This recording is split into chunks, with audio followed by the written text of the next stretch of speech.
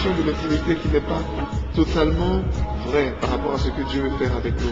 Nous avons pris pour habitude d'enseigner dans l'église que Dieu nous prend comme des serviteurs. Alors nous avons cette tendance à servir Dieu tout le temps. Ce que nous n'avons pas réalisé, c'est que Dieu nous met au même niveau que lui parce qu'il veut des amis. Et l'amitié, ça veut dire que lorsque Dieu intervient, lorsqu'il dit à Moïse, éloigne-toi, je vais frapper les Israélites, Moïse dit, Seigneur, comment tu ne peux pas faire ça? Tu as promis que tu n'allais jamais le faire, tu as dit que tu vas nous faire sortir d'Égypte et tu vas faire de nous un peuple. Alors Dieu dit, d'accord, c'est pas un problème, mais va leur dire que... Alors Dieu demande une amitié. Ça peut paraître bizarre, mais c'est la volonté de Dieu. Celui qui ne vit pas dans la volonté de Dieu pêche. Tu as intérêt à vivre dans la volonté de Dieu et te dire, non, je préfère rester serviteur. Oui, tu préfères rester serviteur, mais Dieu te veut ami. Ami. Un vent nouveau est en train de souffler dans l'église. Et très peu sont ceux qui sentent qui ont cette perception-là. Mais déjà, ils savent que quelque chose se passe. Nous savons tous que il y a des mouvements, des vagues qui viennent et qui repartent, et que ce qu'on appelle le renouveau ne ressemble pas à ce qu'il était au commencement. Le renouveau est venu avec le parler en langue. Après ça, sont venus des dons, des charismes très forts, comme la guérison. C'est déjà installé dans l'église. Maintenant viennent des dons nouveaux, des dons forts, des dons très forts. Attention, ne pensons pas que ce que nous allons vivre sera beaucoup différent.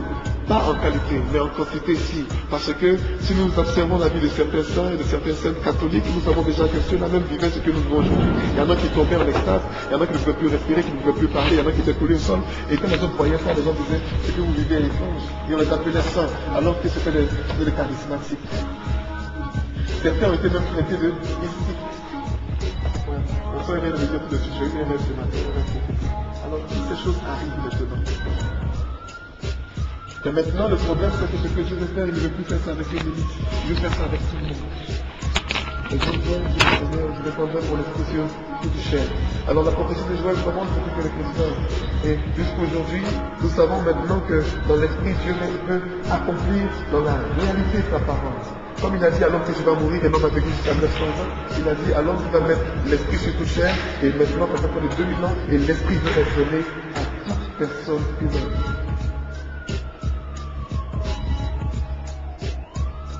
Jésus l'explique par une parabole, nous fait comprendre qu'il y a le royaume qui est ouvert et on demande à ceux qui sont destinés au royaume de venir manger. Mais ils trouvent tous des excuses. Certains disent non, ils vont aller jusqu'à de leur temps, elles viennent de se marier. Et je me dis, bon, allez, pas prendre tous ceux qui sont dans le monde, tous ceux que tu vas voir. On s'en fout maintenant de ça quelque chose. Je veux tout le monde dans ma maison. Et c'est ce que Dieu est en train de faire aujourd'hui dans sa maison.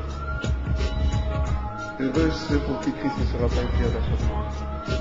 Quand vous verrez des gens qui ne sont pas du tout chrétiens manifester Dieu, venir à Dieu à partir du dehors, ne vous décevez pas. Parce que vous ne êtes à l'intérieur, Dieu n'attend que vous pour commencer son œuvre.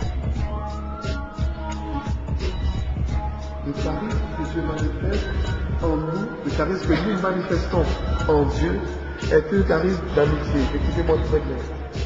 Arrêtons de penser que c'est seulement lorsque Dieu veut faire du bien qu'il fait du bien. Dieu veut faire du bien tout le temps. C'est lorsque nous sommes ouverts et que nous comprenons que son amour s'étend vers les autres que nous manifestons ce que Dieu a mis en nous. Amen. Alors certains disent que non, Dieu vient ici, c'est quelque chose de particulier. Vous pensez à 50 personnes, Dieu guérit son monde. Mais dans la Bible, Jésus était venu avec toute la puissance de Dieu.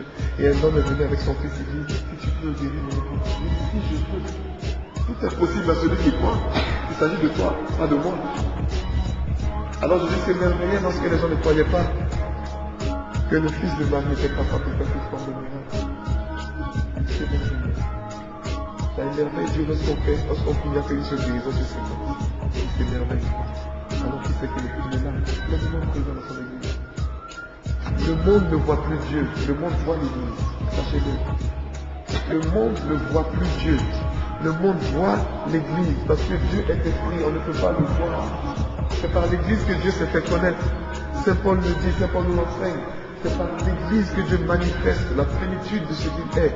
La plénitude de ce qu'il est, c'est par l'église. Nous sommes ces pierres qui sont l'église, les pierres vivantes. Acceptons la volonté de Dieu sur nos vies. Ne luttons pas par des esprits, des levains de parisiens, par des levains des nôtres. Il faut accepter le levain du royaume. Il faut accepter le levain du royaume. Confronté à toute forme de situation pour pouvoir élever le nom de Dieu. Résoudre dans son cœur d'accepter que c'est la volonté de Dieu, de savoir que Dieu ne veut faire que du bien. Jésus dit, Dieu est bon, un seul est bon, Dieu est bon. Dieu s'appelle Je suis celui qui est. Jésus ajoute du bon. Jésus donc dit que Dieu est bon tout le temps. À nous de nous résoudre à l'accepter, quelle que soit la situation dans laquelle nous sommes. Il y a une puissance dans l'alignement entre la volonté de Dieu et la nôtre. Vous savez, lorsque le royaume des cieux est manifesté au-dessus de nous et que nous pouvons nous aligner à la volonté de Dieu complètement, des choses graves se produisent. Pire, là où nous allons, nous nous ouvrons et le royaume des cieux se descend simplement. Quel que soit l'endroit où on est, j'ai vu des hommes de Dieu dire que l'homme est tenté, il y a des démons partout, on sent l'influence de Dieu. On sent tout de ça. Ce qui est sur le plus fort de tout.